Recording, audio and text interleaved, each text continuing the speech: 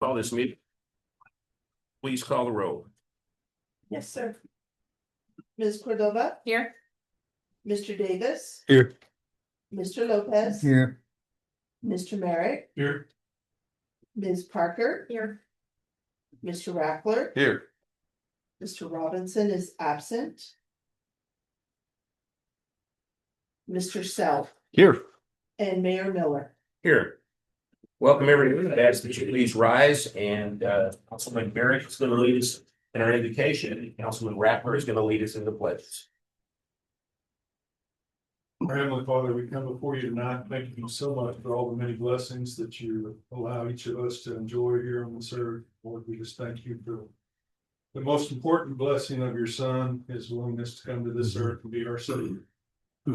Lord, tonight we ask a special prayer for Julie Miller as she's going to go under consultation and possibly surgery in the morning, and we just ask that you be with the doctors and guide their hands in that procedure. Lord, also be with us as we make decisions about the city and the community around us, and help us to always keep you at the foremost of our thoughts and our process as we try to make the correct decisions. Just thank you once again for all that you do for us, and it's through your Son's name we pray. Amen. I pledge allegiance to the flag of the United States of America, and to the republic for which it stands, one nation under God, indivisible, with liberty and justice for all. Salute the flag to state of Mexico, the city of symbol, perfect gracious, by the united cultures. All right, our first item is public comment. The public has the opportunity to provide comment on subjects regarding city business during the public comment period. Speakers' comments will be limited to 3 minutes unless the mayor and/or the council requests more information. The time limit is given in an effort to allow the public input, but also to move the agenda forward in a prompt yet efficient manner. All speakers must sign in at the beginning of the meeting. Topics are limited to 6 speakers per topic. Public comments are not meant to resolve speakers' issues. However, speakers may be redirected to the appropriate city department for further assistance. The time will start as soon as the speaker addresses the mayor and council members. When the limit of 3 minutes is reached, the city clerk or deputy clerk will verbally declare time. My first public comment is, and that nobody put down topics, so I guess it'll be a surprise. Randy, Lee, and Oh, Sharon. sir, on the agenda, we actually have Dalton Church Right, I saw that too. and Ray Lynn, Okay, and they will go first. okay, all right. All right, so let's do that. Dalton Church, President, PHS Student Council. Okay, Dalton is very ill. I am his advisor and his teacher, so he gave me his speech and he said, don't mess it up. So now you know what I work with on a daily basis. His speech. My name is Dalton. I would like to talk to you about what our student council has done so far this year, what we are looking forward to doing in the near future. First is our involvement in Habitat for Humanity. They just recently redid the floor of the senior center, and we would like to think that we contributed at least a little bit to the project. We recycle aluminum cans and take them in. We've been doing that for the past few years, and it's not a lot, but we do everything we can. And we'd like to think that we're helping our community. Our council has hosted freshman orientation. We help new students find their way around the school and find their classes. We make sure that all of the incoming freshmen feel comfortable and welcomed in the new school. Our council has brought back the tradition of our homecoming bonfire. And this is the second year we've done this. Last year was huge. This year is all student led. So every club and activity was recognized at the bonfire, and it was all led by our students. Very little input. I was there, Miss LeMay was there, Mrs. Bustamante was there. However, our students actually led everything at the bonfire. During the time of our football homecoming, right in connection to that was the class of 1975's 50th class reunion. So we hosted them at the football game. We had a section set up, banner for them. And then we hosted a walk through the school so that they could see the changes in the building. We also printed their pictures. So we had their yearbook pictures from that year scattered throughout the building. They appreciated the gesture so much that they actually gave us a donation, which was very helpful for us. We received cash and we received gift cards. Some of the gift cards we're using for attendance incentives that we give out quarterly. So we were very excited about their donation. Later, our student council hosted a community event highlighting community resources for mental health, domestic violence. We work in partnership with Portales Police Department. We work with Officer Rice from our school. The fire department was there. We partnered with Animal Shelter. We know of at least 3 dogs that were adopted because of their efforts. This year, as Halloween season came. The council like to ask questions to pull on. I will let you. Was that? Sorry. Our Halloween season came and we did a wagon or treat event, hosting all of our activities and clubs so the kids could trick or treat. It was great. We also hosted a concession stand. The money we raised just went out this week with 8 food boxes to families in need. Our council is looking forward to Christmas. We are in the process of 600 cards to go to deployed troops from Cannon Air Force Base. We also are working with It Takes a Village to give children and families in need toys for Christmas. We have begun Motivational Monday and Wisdom Wednesdays, where we are speaking to our students to help them strengthen their resolve to stay in school and to stay positive and happy. We are also in the middle of our canned food drive, but I'm not going to talk about that because the person in charge of it's here. Hi. So it's Raylene Brown. Yeah. Community liaison with the student council. Hi, I'm Raylan Brown, and I am the community liaison representative for Portales High School. I'm here to talk to you about the community canned food drive. We've been hosting it for 6 years, and every year we have all of our food pantries in the community all filled, and we want to do that again this year. If you would like to contribute and bring non-perishable items to the high school, that would be amazing. Thank you very much, and thank you for all the work you do. Thank you. Since y'all tag teamed on that, you have plenty of time. Thank you. We have amazing students in this community. We're very blessed. Yes, we are. Thank you. Thank you.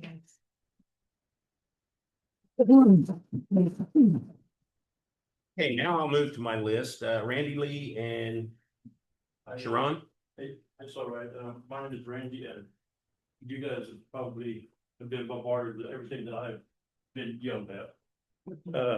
I worked for the city. I retired 5 years ago. I ran the street sweeper for 20 years. And I get people coming to my house, any store, they get on me right there and tell me how it's my fault that the streets ain't being swept, the holes ain't being patched, signs are all messed up. And I'm sure you guys have heard all of this right here over and over and over. And I just wanted to let you know that people are still out there griping about that in a real bad way. Well, we're sorry they come to you, so they need to come to us. Well, they said, on that sweeper, since I did it for so long, they said, you should be. And I said, no, I retired out there. And, Thank you for your service to the city. but they still come after me. Yeah. I've known Mr. Rackler 20, 30 years, Long time. baseball, when his boy was starting up baseball. And things like that. And I don't know what to tell them. Because everybody says that you guys ain't doing anything. And I said, yeah, they are. I see them. Tell them to see Veron. But throw her under the bus, huh? I know it's on the city website. But I do tell them to come up here and talk to you guys about this stuff. That's what. I don't know if they do or not, but Some of them do, yeah. Okay. I'm sure you get a big earful out of that one. All right. We appreciate you. Thank you. All right, thank you. You guys go ahead. All right, next I have Joseph Lentini.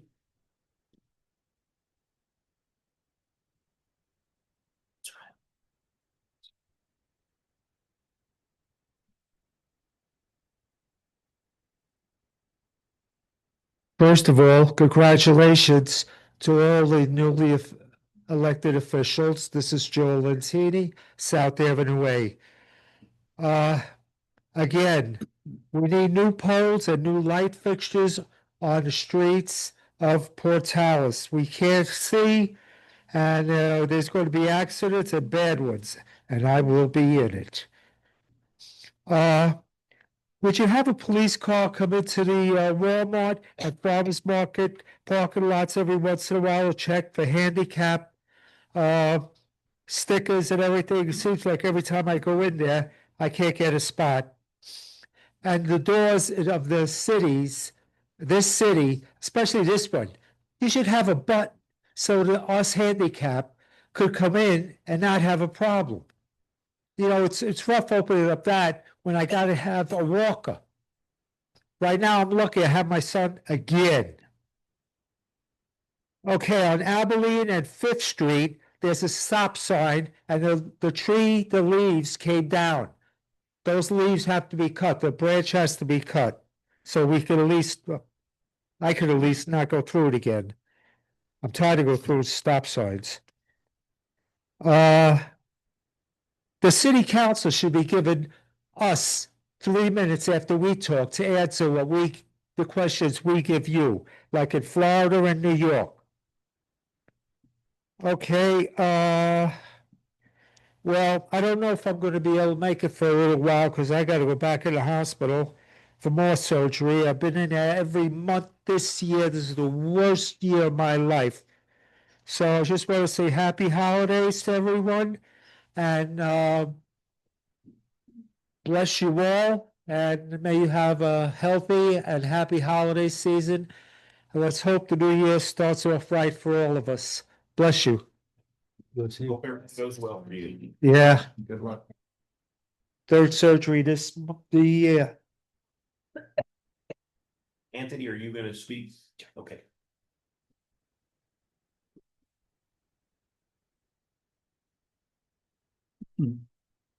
Hello, my name is Anthony Lentini. That was my father that just spoke. He has a lot of different things he tends to speak about. However, I only got one. Earlier this year, the house behind me caught fire. The fire was raging pretty uncontrolled for a little bit, but thankfully, our great firefighting service were able to put it out with no problem. We found out later on that the fire was caused by the fact that homeless people were apparently living in the building that was already dilapidated from a previous fire. We're not sure what happened, but something happened between them and a fire was started. I believe this is part of a bigger issue, and that is the fact that there isn't much to help the homeless. There are lots of buildings in this city that are abandoned, dilapidated. A lot of these buildings could be fixed up and used to either shelter homeless or to be turned into cheap housing, well, low income housing. My proposal is such, we should try to reclaim these buildings. Many of them have been abandoned for more than 10 years. These buildings should either be purchased from their owners or, if it's necessary, be reclaimed with eminent domain in order to use them to house the homeless. The buildings could potentially be used for other purposes too, if needed be. But I believe that this will also help with things like beautifying the city. Just on the way here, I passed a church with wooden boards all over the windows. I passed a laundromat that has been abandoned since I moved here, and I passed a home that would be really beautiful if somebody would maintain it. Very nice white home, all the windows boarded up. Any of these buildings could be used for many good purposes, and I believe that the city should use its power to make use of these buildings. Thank you. Thank you. All right, and our last person on the list is Colton Edgeman.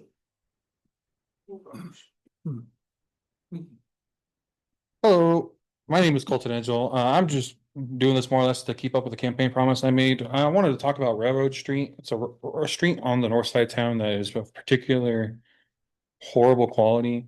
I did learn later on that this probably wasn't the correct format. Probably should have emailed the city manager, but I wanted to keep my promise that I was going to bring it up in a meeting either after I got elected or on the first meeting after I lost the election. So here I am. I wanted to talk about Railroad Street because we have multiple local businesses on Railroad Street, such as Tropical Snow. And I feel like as a community, it's really embarrassing to try and go to a local business and feel like you have to drive up and over what is a curb, then you have to double check, and it's actually, nope, that's the road. So I wanted to bring it up because that road has been in that condition since I've moved here, as far as I've been aware. And I don't know if we have a plan to redo the road or if we have like a road inventory or some sort of tracking on the road and its status and our plans to go about it. And if we do have a plan or a like inventory of plans, if it is publicly accessible. And that is all. Thank you. Thank you. Okay, that concludes public comment. We'll move on to our next item, which is the minutes of the previous meeting held November 4th, 2025. Wait.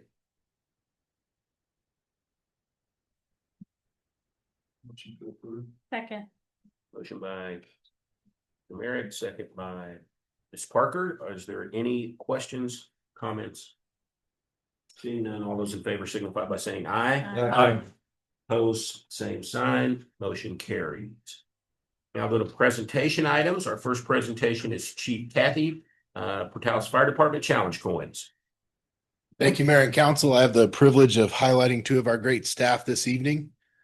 First, we're going to do Salvador Lozoya, who came to our department in 2023, obtained his EMT basic in 2024, his firefighter 1 and 2 in 2025, as well as his EMT intermediate. Just over 1,500 hours of total training. He's growing to be a great asset to our department. I'm very thankful for him, and he's earned his coin.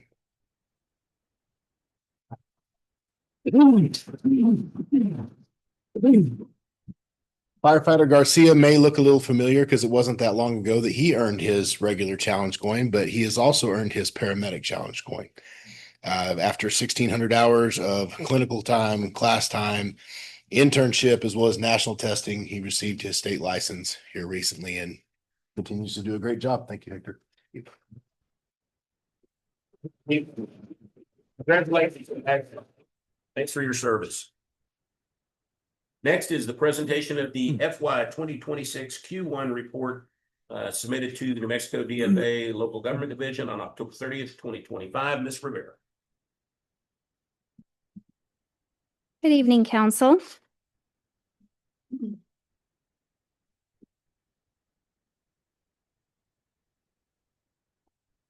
Ms. Antoinette, yes, she's going to share the recap report for you.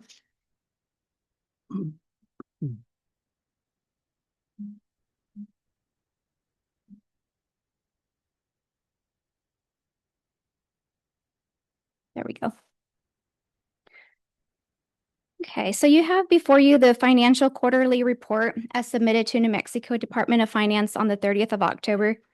On the screen, you'll see the recap report, which we also shared in your packet, the detailed report as well. This is a required report for compliance with DFA and our audit procedures. It is intended to provide us with a detailed financial snapshot of the reporting period. This quarterly report represents our fiscal activity beginning July 1st through September 30th for all of the city's funds that you see on the first column of the report. The cash column represents the beginning balance as of July 1st. The investment column contains ending balances of the city's investments as of September 30th. The revenue and the expenditure column is year-to-date activity, which is, of course, from July 1st through September 30th. And then the transfers to and from the funds are represented in the transfers column. The adjustments column can include changes in investment balances and pending accounts payables. Then the fund's respective balances are listed on the balance column. So I know I've gone over this report and educating our council on how to read it. So this may be repetitive, but Our finance department has continued to work closely with department heads to monitor our budget and maintain compliance with budgetary requirements. At this time, all funds are within budget amounts and performing well. Now, with that in mind, there are, of course, quite a bit of funds listed on this recap report, but the key two funds that we'll discuss is general funds. As of September 30th, had an adjusted balance of just a little over 6.1 million. And that includes also the investments. And then Water Enterprise Fund had 13.5 million. That includes investments of 7.3 million. So this concludes my presentation for the quarterly report, and I'll stand for any questions. Questions for Ms. Ringer? Thank you. Thank you. Sure appreciate what you're doing. Keep up the good work. Thank you. Keep those numbers positive. Our next presentation is the bicycle pedestrian path project for the city of Portales, Ms. McVeigh. And I guess you have a co-presenter. I do. Good evening, council. Tonight, I wanted to bring to you our bike pedestrian plan, but I'm not going to be presenting it. It's actually going to be Claire Haley. And Claire Haley is a transportation planner and project manager with Bohannon Houston. She is an AICP certified. She's Master of Community and Regional Planning from the University of Oregon. She's worked on complete streets corridor studies. She has done trail feasibility plans, safety action plans, bicycle encouragement programs, and parking demand studies. So she is well versed in planning bike pedestrian pathways and multimodal. So this is coming from NMDOT, who hired consultant services on an on-call basis to interested tribal local public agencies or other public entities like our municipality. This NMDOT is using federal funds and state match to pay for these services. So there is no cost to us for the transportation planning services. So this was a zero cost project for us. And I'm gonna let Claire take over the rest of it. Thanks for having me here today. Like Joe said, my name is Claire Haley. I work with a consulting firm called Bohannon Houston. So if you want to change the slide there. So I'll try to keep this to under 10 minutes to kind of respect your time tonight. But today I'll be talking about what was this project, kind of what was the purpose of the bicycle and pedestrian plan, go over some of the public engagement that we conducted for the plan. And then I'll talk about some of the recommendations and how Portales could implement this plan. Next slide. So like Joe said, I won't go over this again, but this was a no-cost project for the city of Portales. It was funded through the NMDOT Multimodal Planning and Programming Bureau. Next slide. So what is a bicycle and pedestrian plan, and why are we talking about walking and biking? If you go to the next slide there. I always like to just talk about the benefits of walking and biking. We often think of walking and biking as kind of a exercise activity, recreational, but it has a lot of benefits for transportation as well. So when we use biking and walking for transportation, it kind of integrates a little bit of movement and health into our daily activities, which has been shown to be really great for community health. It's also an affordable form of transportation. So for those folks who can't afford cars, or for households who maybe can only afford one car, it provides just more transportation options for folks to get around. It's also great for folks who can't drive, children, seniors, and other populations too can really benefit from walking and biking more. As far as safety goes, providing dedicated biking and walking infrastructure improves safety for people who are already walking and biking, and there are plenty of folks out in Portales already walking and biking for transportation. So by providing dedicated infrastructure, we can make it safer for them. And then lastly, it's just a fun way to get around, and it helps build community by kind of building more connections as folks are traveling through their neighborhoods. Next slide. So something that we noticed right away when we started working on this project is that Portales has really good bones for a biking and walking network. So the city is really set up in a nice way. It's very flat, so that makes it easier to walk and bike. It has a really great grid network, which makes it easier to connect to destinations. You don't have, a lot of sort of cul-de-sacs and streets that make it difficult to get where you're going in a direct path. And also those grid network streets provide an alternative to highways and kind of busier streets that are more comfortable for walking and biking. Lastly, we did a demographic analysis, and I think the presence of ENMU and a high student population, there's a lot of demographic groups here, youth, young families, and also low-income households that we know tend to walk and bike more and tend to use those forms of transportation. And then lastly, we found through our public engagement that there was a lot of community interest in walking and biking. So if you go forward a few slides, you can go forward one more. We did conduct 2 phases of public engagement for this plan. We did some pop-up tables at ENMU and downtown in the spring of this year. We had about 50 participants from those activities. We conducted a vision goal and goals survey to ask folks kind of what their vision for active transportation is in Portales. And then we had an interactive map where people could tell us what destinations they wanted to go to and also what safety issues they have. And we also did a walking tour with stakeholders. So that was really helpful for us to meet with folks from the city, community leaders, business owners to kind of hear about some of those issues. So again, this was our public engagement map. And we got a lot of great feedback from that. I'm going to go forward again. This was our survey. We asked folks what barriers keep people from walking or biking more. The number one thing we heard was lack of safety and lack of good routes. That other category, that was a couple of different things. We heard that loose dogs are a deterrent for walking and biking. We heard that pavement conditions and maintenance can also be a challenge. Next slide. On the flip side of that coin, we asked what would encourage folks to walk or bike more. And the number one thing that folks said was comfortable and separated infrastructure and better roadway maintenance. Next slide.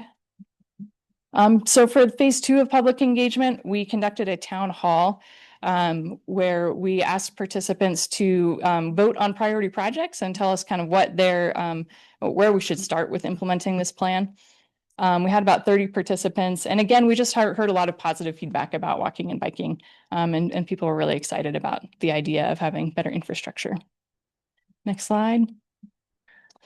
So part of our project was to develop recommendations. So we developed some network maps for walking and biking as well as crosswalks. We also developed some kind of more programming and policy recommendations to sort of help build a culture around walking and biking. So those include things like education around new infrastructure types, safe routes to school programming to help children be able to walk and bike to school, and then strategies to reduce speeding. And so I just want to, just iterate that these recommendations are not requirements. It's just kind of a guiding document that the city of Portales can use to kind of implement some of these changes over time. So none of this is required or anything like that. It's more just meant to kind of guide future decisions. If you go to the next slide, this is a map of the bicycle network that we developed for the plan that shows out how you could build out a bike network in Portales. And again, we're not expecting this to be all implemented overnight. We have a few strategies for how to implement it over time. If you go to the next slide, this is our proposed pedestrian network. So including things like where sidewalks and sidewalk improvements are a high priority and where crosswalks could be improved. Next slide. You can go to the next one as well. So again, we don't expect this plan to be implemented overnight. It's a slow process for all cities to be able to kind of retrofit their streets for walking and biking. So we kind of propose a few different strategies for how to implement it. Of course, the traditional route is standalone projects where, you get funding to do a whole streetscape project and kind of redo the whole street at once. What we really suggest in the plan is kind of a slower, more incremental approach with resurfacing and restriping. So as streets are resurfaced through your regular maintenance program, they can be assessed for walking and biking infrastructure and restriped to accommodate those modes. And so that really helps you be able to provide this infrastructure at a much lower cost and over time. Redevelopment also provides opportunities for implementation. Some of our recommendations are on NMDOT owned roadways, and so coordination with the DOT would be essential to be able to implement those projects. And then if there are other streets maintenance projects, like drainage improvement type projects that are affecting the surface of the street, that's a great opportunity as well to be thinking about biking and walking at the same time. Next slide. So these are some of the priority projects from the plan. These ones were the ones that the participants in the town hall really prioritized. There's more information in the plan, but the projects are improving the 3rd Street bike route to kind of elevate it as a more comfortable route with safer crossings, providing a path along Avenue I near ENMU, improving Main Street for biking and walking, providing improvements on Boulder Avenue and Boston Avenue to connect the north and south sides of town.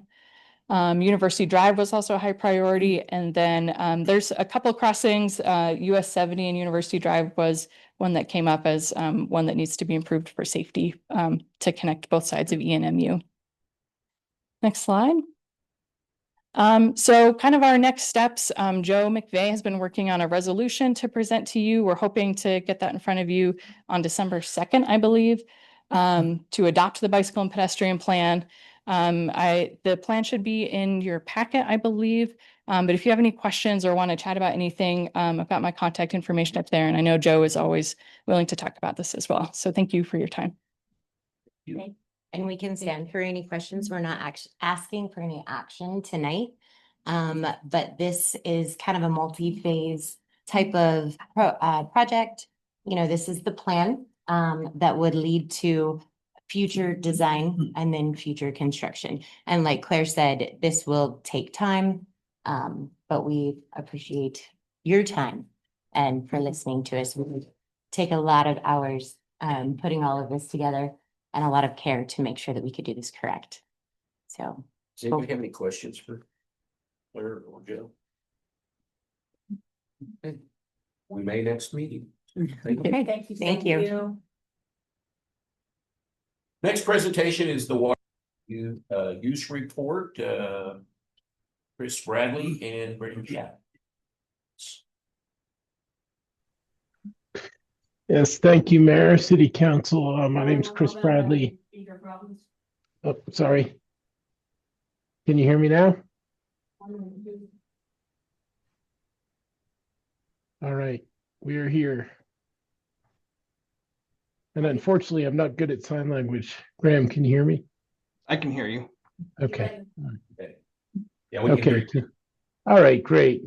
Thank you, Mayor, City Council. My name is Chris Bradley. I'm the practice lead for water and wastewater here for Wilson and Company. We prepared the water conservation report for the city. As you may have known, in the past, it was done by Charlie Wilson, a consultant who has since, I think, retired. But we're trying to pick up the mantle and run with it. And our primary project manager on this is Graham Chapman, and he's ready to present the report here. And we also have Ezra Crumley, who's helped us with design on the report. So I'll leave it to them. We're here for any questions. Thank you, Chris.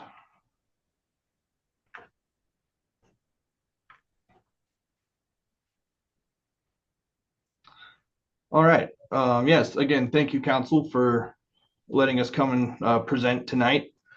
A quick overview of the water conservation report. I know the council's probably seen a ton of these, but for anyone else following who may be less familiar with the report, the purpose of the water conservation report, it's a yearly report that comes out, and the goal of it is to collect all of the water like potable water data that the municipality collects all year round and analyze it and just get a check on the health of the water system of Portales.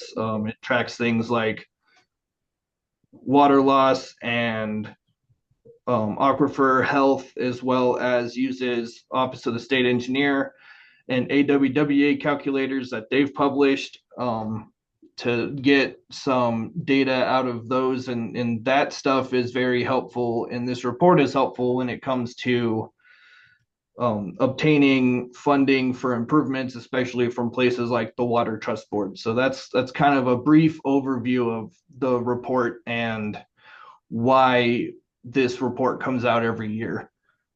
So with that, we'll jump into kind of the findings of the report. So in the year of 2024, if you could go back one slide, please. Sorry. Thank you. With the findings of the report. So in 2024, the city and Roosevelt County combined consumed 735 million gallons of water. Total metered produced water, or water pumped out of both the Blackwater well field and the Sandhill well field, totaled 723 million gallons. And if you look at those two, it means we consumed 735 million gallons, but only pumped 723 million gallons out of the well. That means we used more than was pumped out of the wells. This discrepancy we believe to be from meter reading errors in the well field, most likely due to wells being designed and installed under the assumption they are going to be somewhere around 200, 300 GPM wells. And if they're producing more towards the lower end of like a 20, 30 GPM, the meters may not be reading as accurately as we'd like them to be. One of the fixes that we've proposed, and we can talk about this, I think, a little bit later on in the presentation, but to really get a handle on what's going on there with the discrepancy between those readings would be to add totalizing meters at the well, at the end of all of the wells, or at the beginning of the storage tanks, to kind of have a second check and to verify that the sum of all of those 42 meters from the well field are reading accurately. So next slide, please. This graph here represents and shows the water usage for each category that is tracked throughout the year. We've got residential, commercial, industrial, the college, other miscellaneous uses, the co-op, the reclaimed water from the wastewater treatment plant, and unmetered use. Just as a quick overview of this graph, you can see that the residential water use for the city of Portales has declined the most out of all of these categories. Some of them, like industrial, is hard to track year to year because industries come and go. Same with commercial use, but the big picture that this paints is that the community of Portales has really done a lot in reducing their personal water usage. Next slide, please.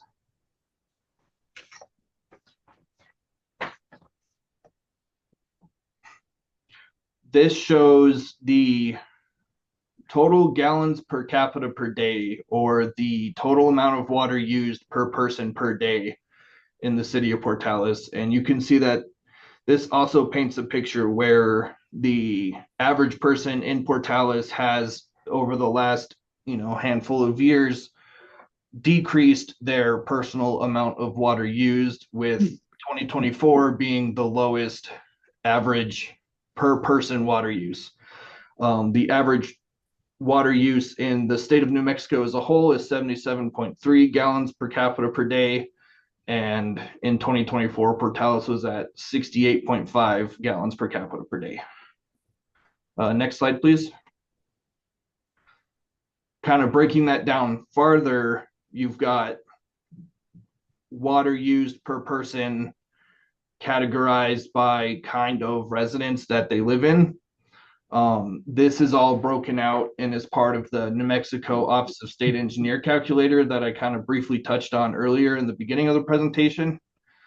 The single family housing has a water usage per day of the 68.8. Multifamily houses has a 41.6 gallons per person per day, which is incredibly low. As well as industrial and commercial has the 38.5 gallons per capita per day.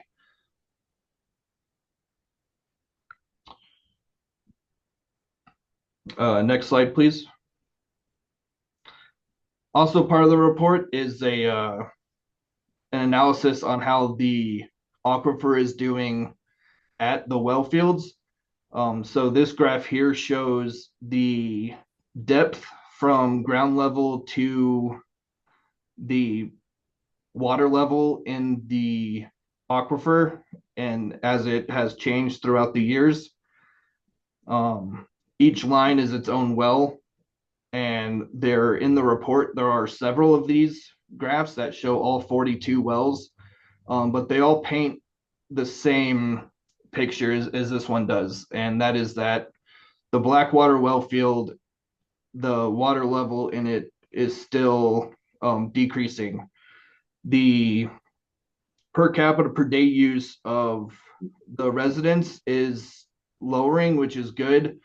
And the well field may see some benefits from that in the future, but as of right now, unfortunately, the well field is still, the usable depth of the well is still declining in the Blackwater well field.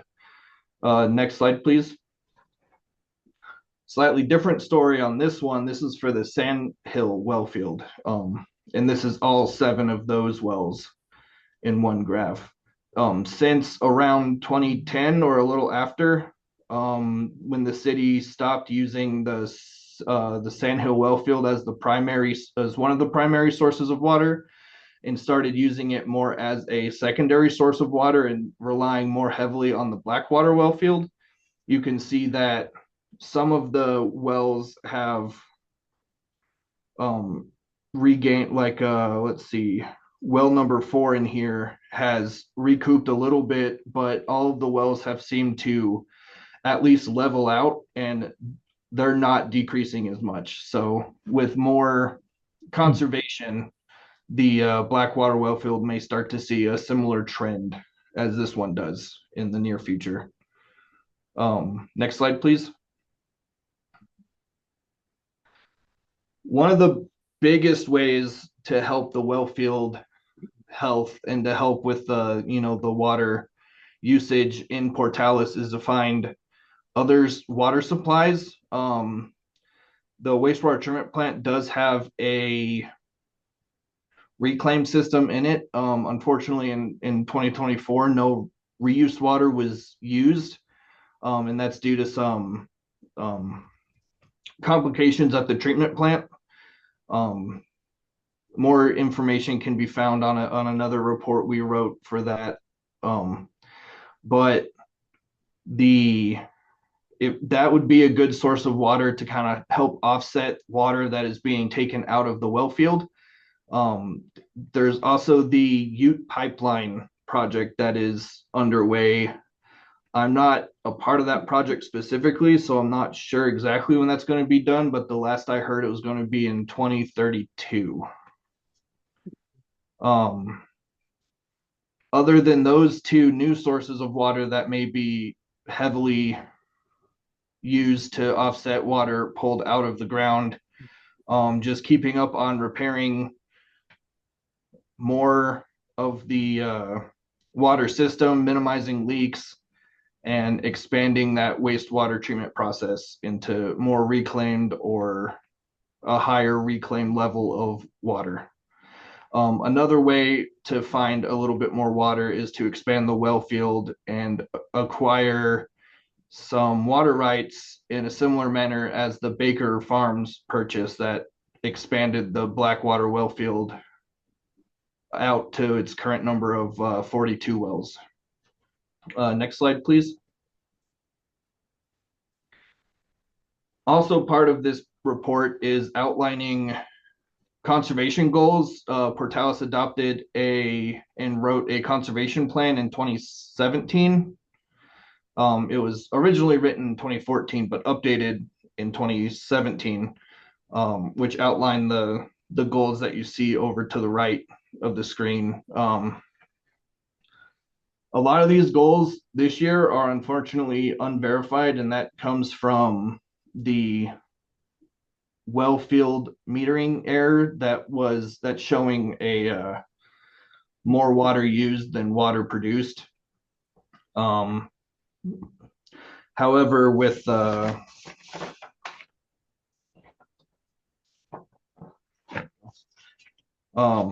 looking back at the 2021 values, you can see that the first goal, reduced average annual outdoor goal, was achieved in 2021 and is most likely still achieved in 2024, even though we can't verify it at this time.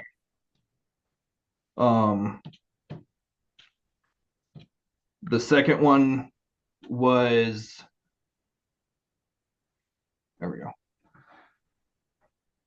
The second one was also on its way. It hadn't quite gotten to its goal yet, but it was very much on its way to getting on its goal. The third goal was achieved in 2021. The fourth goal was also achieved in 2021.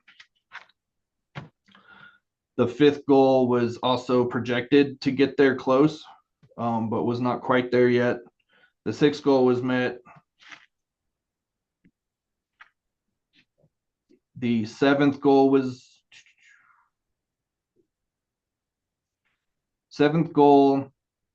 has not been met yet. However, I know there are things that the municipality is working towards to get that goal achieved, and that would be the AWWA data validity score. It did take a hit in 2024 in this report, just due again to that well metering error. But I know that I have talked to the municipality, and there are things that they're putting forward that would get this up to a passing score in the next coming year or two.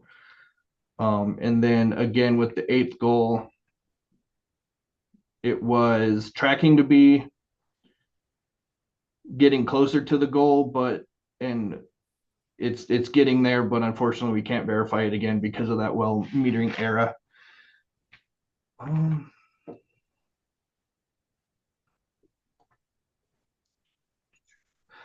Can I get the next slide, please? Our recommendations coming up, especially with the water conservation plan, the 2017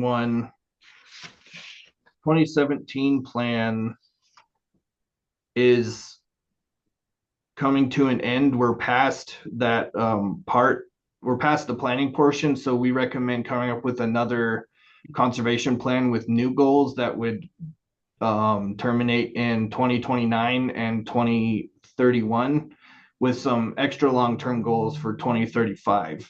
So just kind of revisiting that 2017 plan and coming up with a 2026 plan. Installing the master meters, which I know the municipality is working on already at the Johnson Hill tank to investigate the meter discrepancies. And then also improving the wastewater treatment plant to achieve a high quality reclaimed water. And then next slide, please. And yeah, that's an overall summary of the report and the findings that we had. So at this point, I'll gladly take any questions you have.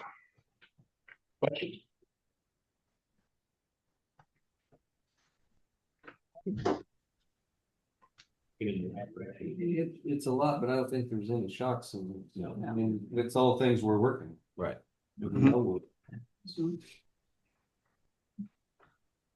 Well, I don't believe that we have any questions at this time. We certainly appreciate the presentation, gentlemen, and hang Of in course, there. thank you. And if you guys, get home and you're still thinking about it and you come up with questions later, feel free to reach out to me. I think the municipality, Ashley Flores, she has my information, and you can feel free to reach out to me if you do run into any questions later on. Okay, thank you. We appreciate it very much. Thank you. Yeah. Thank you. Okay, we're going to move now on to our action items. Our first item comes from the Finance Department. Ms. Rivera, the governing body's approval and ratification of accounts payable expenses for July through September.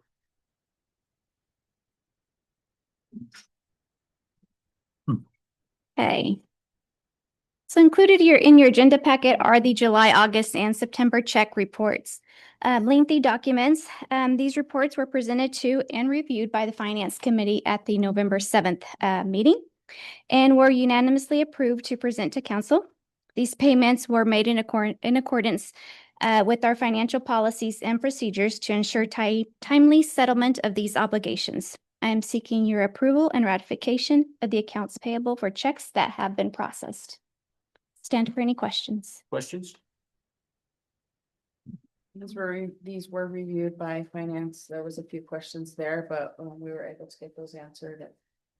And it was recommended to move forward to council. Okay, what's the pleasure of the council? Make a motion for approval. Second. Motion by Ms. Parker, second by Mr. Self. Any further questions? Seeing none, all those in favor signify by saying aye. Aye. Opposed, like sign. Motion carries. Thank you. We're going to move now to infrastructure finance. Ms. McVeigh.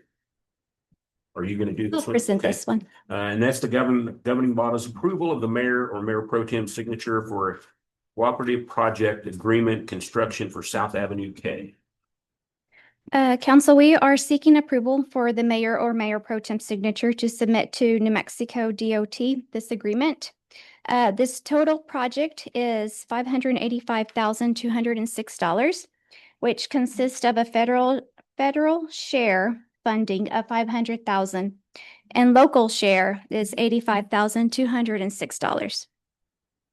This funding was championed by our representative, Ms. Teresa Ledger Fernandez, as an initiative aimed at repairing key structures of South Avenue K. This project is well underway as we are working closely with engineers. We're anticipating releasing an invitation to bid next month for this South Avenue K project spanning from US 70 to West University. We are excited to get this project construction underway and ask for your approval to execute this agreement. I will stand for any questions. Questions from the council? Again, this is that money that Representative Ledger Fernandez got us. Tony Major was asking me about this just today. So it's a time. No questions? What's the pleasure of the council? Second. Motion by Mr. Robinson, a second by Ms. Cordova. There's no further questions. All those in favor signify by saying aye. Aye. Opposed, like sign. Motion carries. Thank you. Next two items come from our water department, and I guess Mr. Mitten, you're handling this one.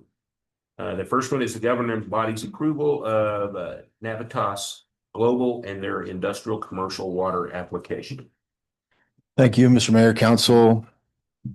Navitas Global needs a water permit. They've applied for it. You have the application in your packet.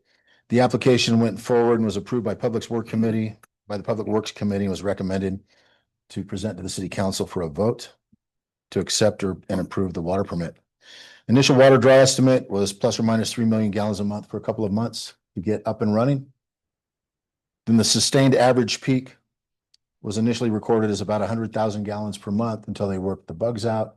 Then it should be substantially less than that to a standard draw equal to 40 employees a day working at the ethanol plant and for hand washing stations, restrooms, and things like that. Subject to your questions, and representatives from Navitas Global are here as well to field questions on behalf of the approval request for their water permit for their commercial operation.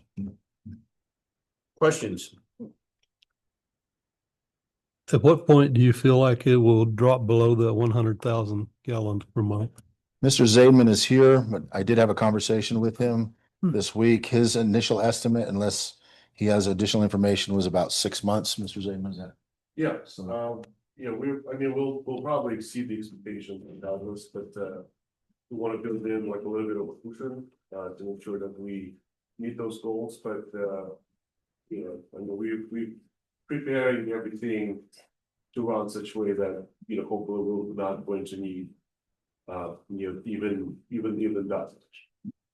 But the ultimate goal is that we looking to return probably up to 20% of water that's been presented just previous presentation. So consumption is about 730 million gallons.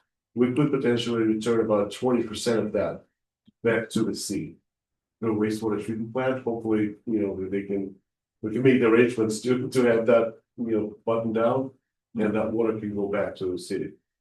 The only ask really is for sanitary water once we're up and running, unless we might get a seek to approval to use our technical water for human consumption.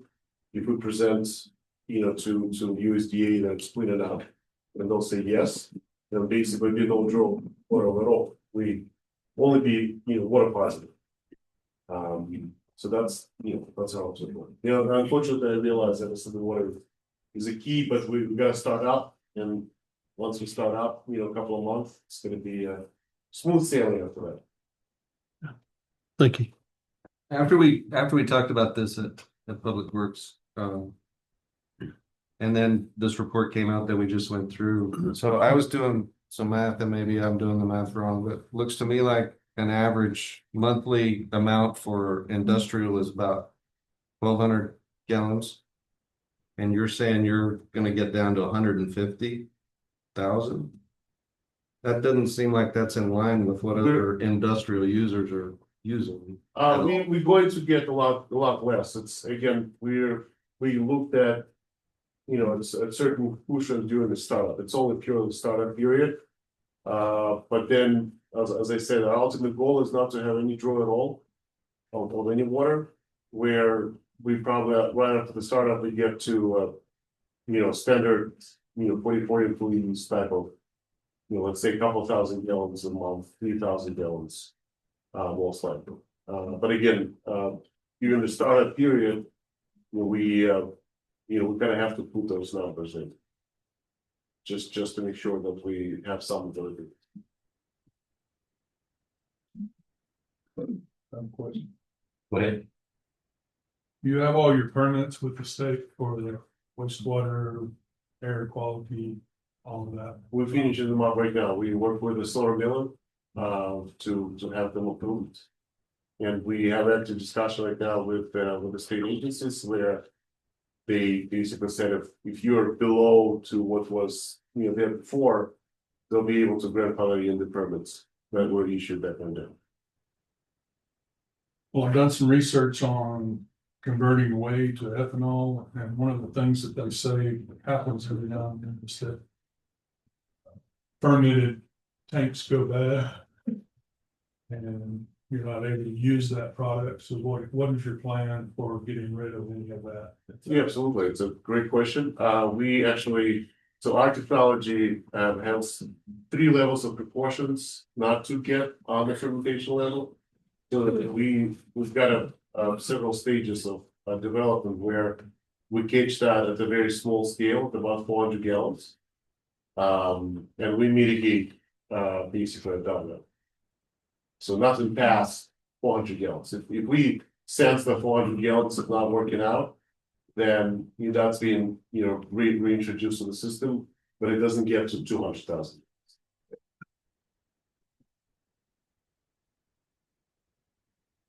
So the water that you're talking about returning back to the reuse would be cleaned water? Correct. So our feedstock, as you did some research, so we're getting basically liquid that been pasteurized from USDA approved facilities that carry certain components that we're going to be reusing in our process, like lactose and phosphorus mostly, which going to be utilized during the fermentation process, which left with some minerals, and minerals will be removed through reverse osmosis and outfiltration. So we'll have a pretty robust system that will be able to pretty much strip this water to 0 water, which is, not that great. So we have a balancing system where certain minerals are kept to, to have that water actually in a great drinking state. Okay. And then during that filtration process, you're gonna be pulling things out of that, so where are those taken to? So we're gonna be blending that for the feed animals. So we've got a byproduct and yeast and nutrients animal that comes off from the bottom of fermentation. This is where all the yeast and nutrients that used to ferment this 200,000 gallons being assimilated.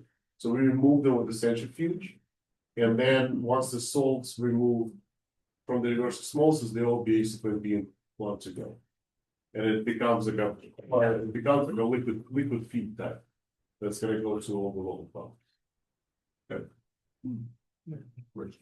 During the previous ethanol plant, and I know it's a different process. One of the main complaints that the citizens had was the smell.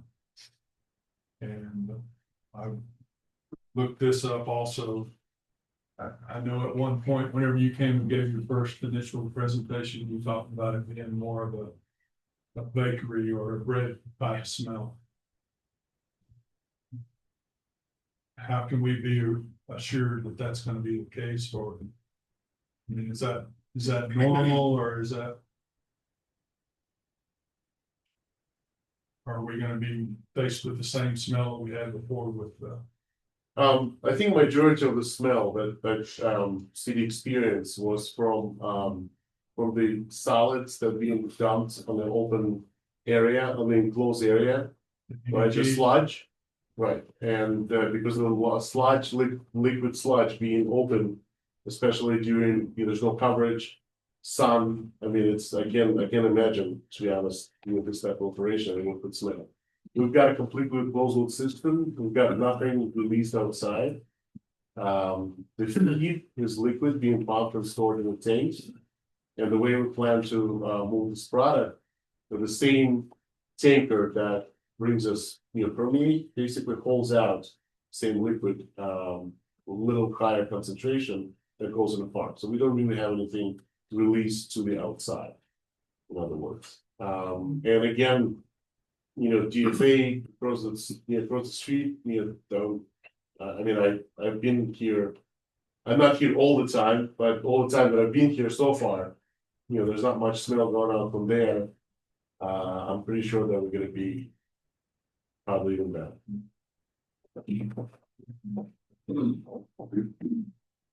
Further questions? It's a pleasure of the council. We're approved. Second. Motion by Mr. Robinson, a second by Ms. Parker. Try this on a voice vote. All those in favor signify by saying aye. Aye. Opposed? Nay. Ms. Clerk, does this require a roll call vote or standard vote? It doesn't require one. I think there's one day, correct? Two. Three. Okay, well, the 3 part, then let's do a roll call. Yeah, can call the roll. All right. Ms. Cordova, No. Mr. Davis, Yes. Mr. Lopez, Yes. Mr. Merrick, no?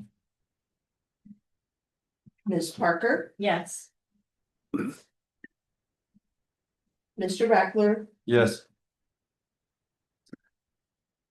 Mr. Robinson, Yes. and Mr. Self. No. Okay, the motion passes on a 5-3 vote.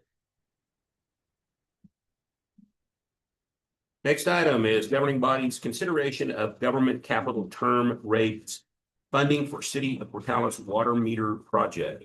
Submit. Mr. Mayor, Council, I'm seeking permission to delay the purchase of $2.92 million in water meters and SCADA devices. There's no argument that we need the SCADA devices and the water meters. We just listened to it from the annual water conservation report. We know it's part of the requirement that we need to do to meet the Ute water project for deliverance, conveyance, accurate metering, reading, and detection of leaks. But the current loan that we have on the table is at a 5.1% loan for a period of 15 years, which would come into the people or the city at a $290,000 bill every year. And we have better options on the table. We're going directly more or less to a bank to ask for a loan like we would a mortgage, when we have the Water Trust Board offering us things like 0.0025% loans on 1% of the loan, 90-10 grants where we would get the money granted 90% and we would pay a small percentage of a loan on 10%. This is a bad deal for the city of Portales. It's a bad deal for the people right now. We have other options. We have Water Trust Board lining up to grant us money. I'm asking permission to delay this purchase to find better funding options, and we have some of those in the works right now. I'm not answering for cancel. I'm asking for a delay. Subject to your questions. This was also presented at finance, and it was approved to delay until we see if this other option would work for the cheaper option. Yes, ma'am. To give you an anecdotal example, there's all the potential to pay a one-time fee of $750,000 from the city for over $3 million worth of metering, water detection, and SCADA devices. Again, I'll reiterate, the 2.92 million plus at 5.1% over 15 years is not a good deal. The other options for $750,000 one-time fee or 90-10 match are much better deals. It's a more responsible decision buying these on behalf of the people and the city. Further questions? It's the same type meter, the same company, different. We have options on the table, but the essence of the technology, these are all a type of ultrasonic metering devices, ultrasonic leak detection, and then standard SCADA devices, much like you would see at RCEC, how they manage the electricity there. Anything to save money, and we appreciate it very much. Yes. So I move for approval. Second. Motion by Ms. Parker, second by Mr. Lopez. Any further questions? Seeing none, all those in favor signify by saying aye. Aye. Opposed, like sign. Carries. Thank you, Mr. Benton. Thank you. We're going to move now to community services. Ms. McClellan. Governing body's approval of a Portales Animal Shelter grant for $30,000 to design and construct a dedicated enrichment space for cats. Sir, thank you, Mr. Miller and council. So what this is I'm excited to come and ask not for money, but for your approval for me to accept a grant that's a no match from the city. So what round of grants went through, we requested an enrichment room for cats. Pretty much what it is we've got the play yard to keep dogs from declining. They get out and get to play. We do not have that area for cats. Cats can't simply be thrown outside safely and then expected to come back in. This will actually be a separate room added on to our new shelter that's already been quoted out that will fall under this, where cats can go in, play with other cats, climb on furniture, sleep in the sun. They can do meet and greets with people. And we did actually push this as a social program too. We do have quite a few volunteers that come in that want to volunteer, but they can't physically take a pit bull for a walk or deep clean a kennel. So we don't have a lot of volunteering options. Here you can go read to a cat, cuddle with a cat. So this will increase the type of volunteers that can come and utilize our shelter. So we're seeking this approval for the $30,000. We do have to go through a quote process to line in with procurement, but as soon as we do that, we can go ahead and start building and hopefully have it done in the next couple of months. If you have any questions, I'd love to answer them for you. Questions for Ms. McCullough? Is this the first time that we'll have something like this? Correct. As far as I'm aware, this will be the first time our shelter has had something like this. Further questions? What's the pleasure of the council? Second. Motion by Mr. Robinson, second by Mr. Rackford. All those in favor signify by saying aye. Aye. Aye. Opposed, like sign. Aye. One in opposition. Okay. Get that, Madam Clerk? Yes. Okay. Opposition. Right. All right. Thank you. So that brings us to an end of our action items, and we'll move now to city council and staff comments. We'll start in the back there with Chief Williams. Thanks, sir. Well, we managed to have one new uncertified officer start with us a week ago. Last month, we did a total of 627 calls for service, 23 crashes, 121 traffic stops, 75 reports. Today, we herded several hundred kids from Lindsay over to the Greyhound Arena. That was fun. It was loud. Yes, they were. They did a great job. Okay, thank you, Chief. Thank you. Ms. Rudd? Okay. Ms. McVeigh? Emergency Management IT? I can see you back there now. Sorry. Last Friday, Joe and I went on a tour of the city with the New Mexico Health Insurance Fund. We toured the physical buildings to look for safety, things that we could increase safety for our employees. We toured about 5 different buildings and we came up with a lot of notes, and we're gonna be working with the department heads to try to increase safety for our employees. Thank you. Mr. Gagos. Well, the public works throughout the whole thing, I think we're only missing we only have about 9 vacancies, so. One of our biggest projects is the wastewater treatment plant, so you probably see some significant work being done around that area in the next few months. You know, we just took off what we need to improve and to get that reuse going, and we're starting to knock out the things. Trees have been cut down. The machine that was broken that separated solids from liquid, they are working on it this week, and they're actually training our guys to be able to fix that in the future. So that one's working, and tomorrow we'll be cutting a lot more weeds, trying to keep all that vegetation out of our ponds so we can get it up and running soon. And we do have a plan in place, and if the plan works out, we should have it done in the next few months. To get it back in line. Thank you, sir. Dispatch. Thank you. Our staffing is the same as last month. I have one that graduated the academy on November 4th. Myself and one of my senior dispatchers traveled to San Fe to watch her graduation, and it was great. I have another one that will be starting the academy in February. An update on my special grants project. I submitted the application for that today. I received all of my letters of support from the people that I asked them from, so I submitted that today, and the due date is December 15th. So far this month, calls for service, we've got 915 into dispatch, and total phone calls we've actually received is 1,597. Thank you, Chief. Thank you, Mayor and Council. There've been no changes to our staffing and manning at this time or to our training. We've had 7 of our 11 fire apparatus in service, 5 of our 6 ambulances. So far this month, we've had 137 calls for service. 91% were EMS, which is higher than statistically average, and 9% fire. Response times still do not meet the NFPA 17 standard at this time. But I will be presenting a staffing plan to the Public Safety Committee on Thursday.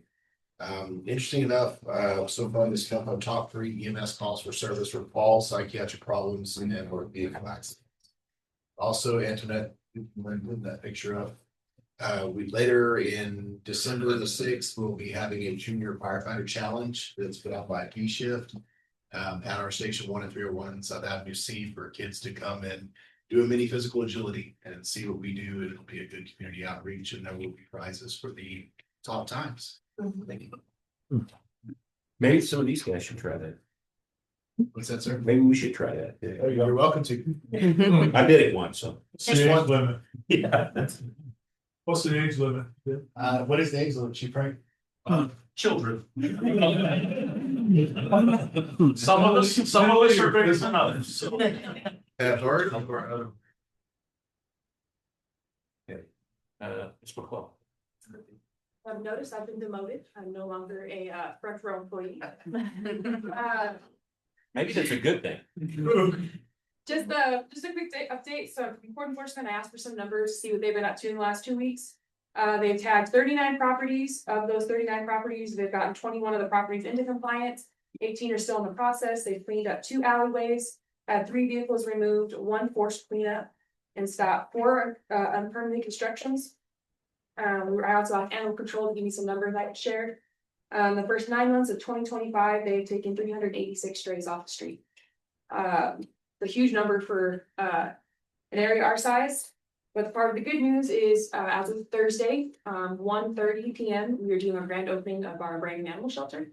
I invite everyone to come. We're gonna do a ribbon cutting with the chamber. There's gonna be some snacks, and you can walk through and see all of our animals up for adoption. And we can show off our new facility that we've been working pretty hard to get open. So I'd like to see you guys there. Have questions or? Say the date and time again. It's gonna be Thursday, at 1:30 p.m. At 1:30. And the new shelter is located between the softball complex and the senior citizens. So come on by. I'm gonna see if I can't show off new and we got donated, and pretty excited by it all. Thank you. How about HR? We'll start on that. May I ask to have it start on the other side of the table, please? I want Lily to go first, please.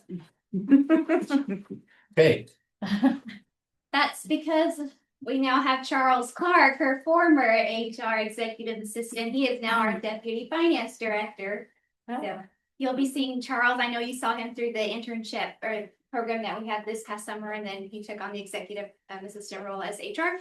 But he's definitely qualified in finances, has definitely a lot of experience. So we're excited to have him in our city, such an asset. So now I can say that our finance department is fully staffed. And everybody in our team is currently actually either attending training virtually, or we're doing internal cross training so that we can all be equipped and be cross trained. To have a great team. That's all I have. Thank you. thank you. All right. Bye. I don't have a whole lot. I hope you guys go out to the animal shelter and are suckered in like she did with me the last time I went out there, and I came home with an animal, so you guys can do the same. Good for you. We're fully staffed. We're coming to the end of the month, so we've got a few programs still left. For children's, we've got streaming story time, family night this week, and a Lego club on Friday. Young adults is hosting a movie. For the adults, the Friends meeting is tomorrow at noon. Anu with the ag department out at Eastern will be the guest speaker tomorrow, doing a presentation on the community garden that she developed out at Eastern this past year. Roosevelt Refreshers will be with us this Thursday at 5:30. I think there's a special guest for that also, doing the Casas Grande pottery. And then, like I said, with the holidays for Thanksgiving next week, we'll close Wednesday at 6 o'clock. We'll reopen Monday morning at 10. Thank you. All right. Thank you, Now. sir. Thank you for allowing me to go last. Didn't want to steal Lily's thunder, so. So yes, I have a vacancy in my apartment. HR executive assistant. The first review of applicants will be on December 1st. So if you know of anyone that would be a good fit, they're welcome to go to www.portalisnm.gov. The job description and applications are there, plus all the other openings that we have within the city. Working on onboarding some new staff.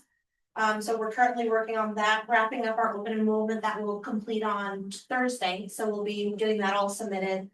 And then probably the bigger item is that we're gonna work on getting the new council and everyone situated having this next month. So you'll have potential reach out from the departments.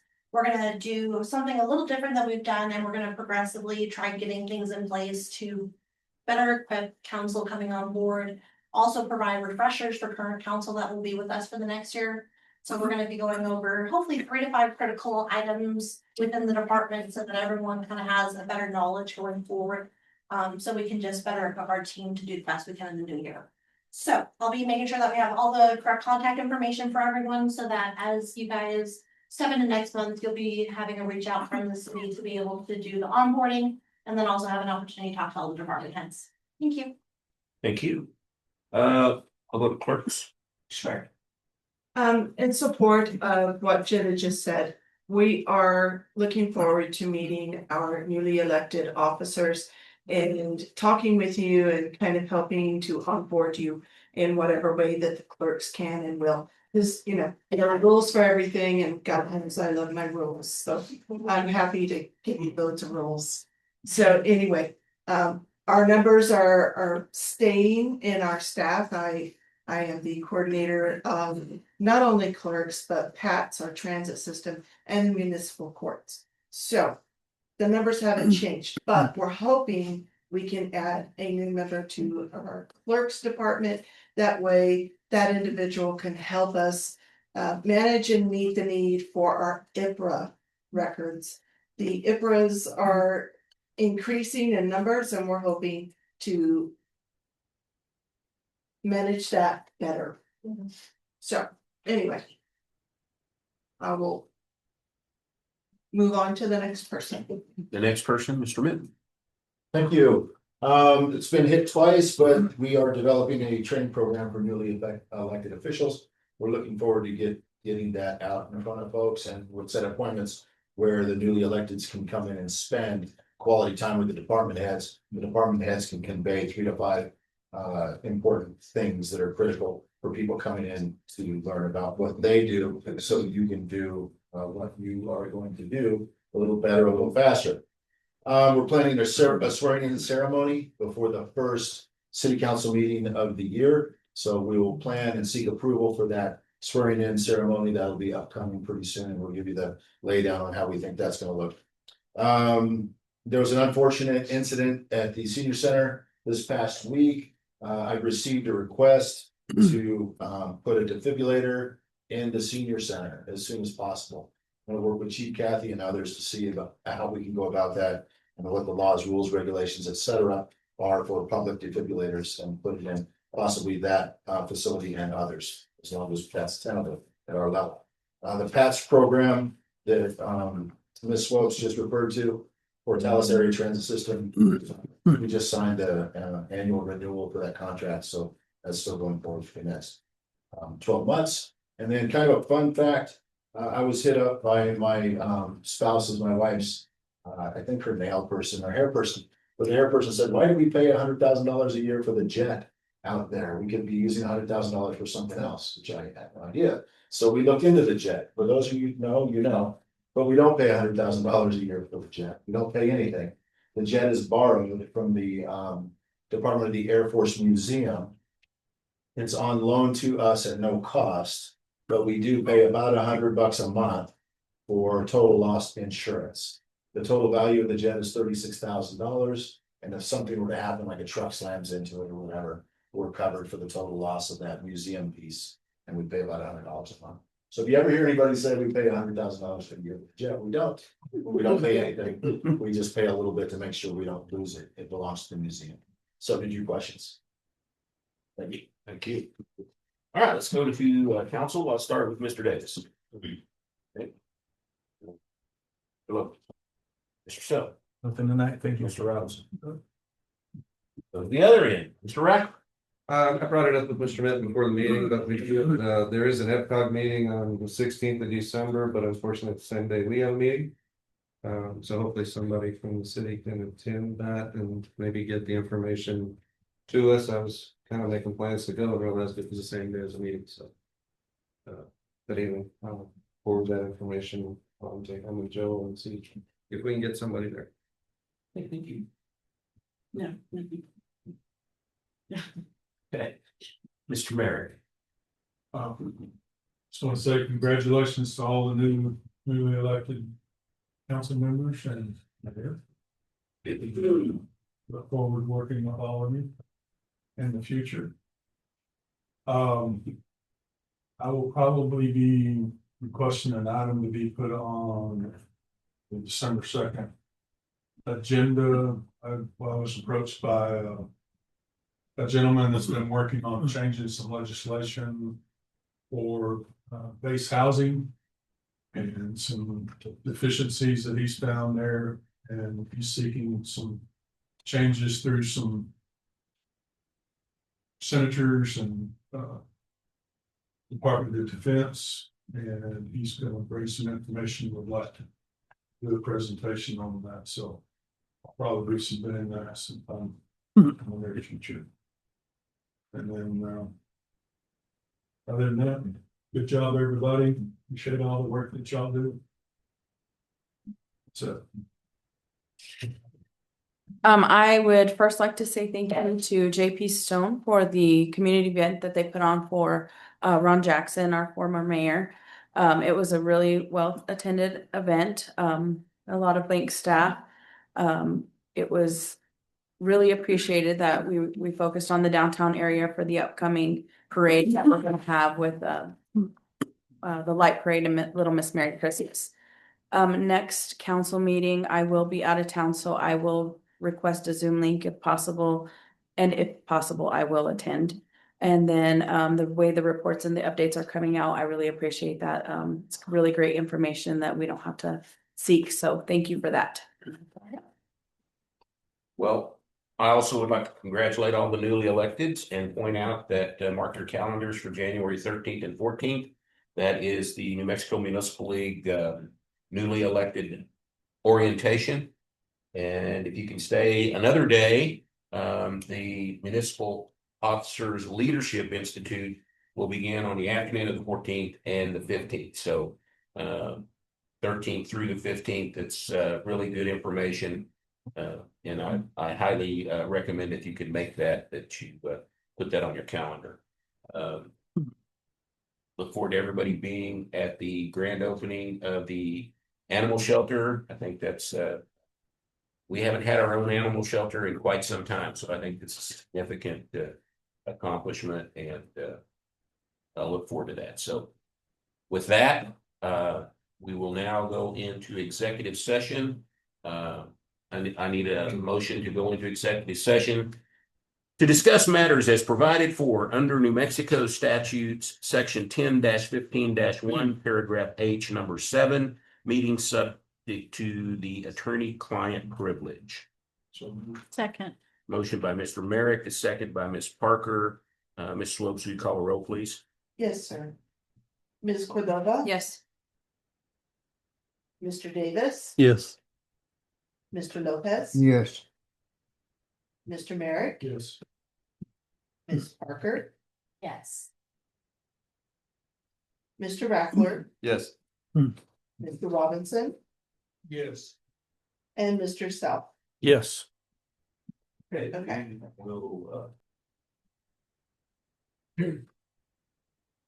You want to do this, Mike? We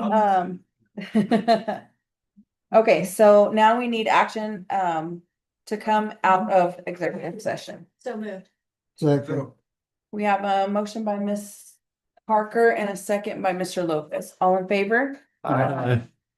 We do have one action item, but before we do that, I failed to thank Chief Williams for going to Rotary and attending that and explaining all about what Santa Cop was. So I apologize for that I didn't do that during my council comments, but thank you for doing that for us. And we are going to have other members of the county presenting as well. Now with that, we do have one action item. Madam Chair, I make a motion to approve the mayor's signature on a letter of recommendation for the Austin settlement agreement. Second. We have a motion by Mr. Rackler and a second by Mr. Robinson. All in favor? Aye. Any opposed? Any abstentions? Motion carries. And our next item is adjournment.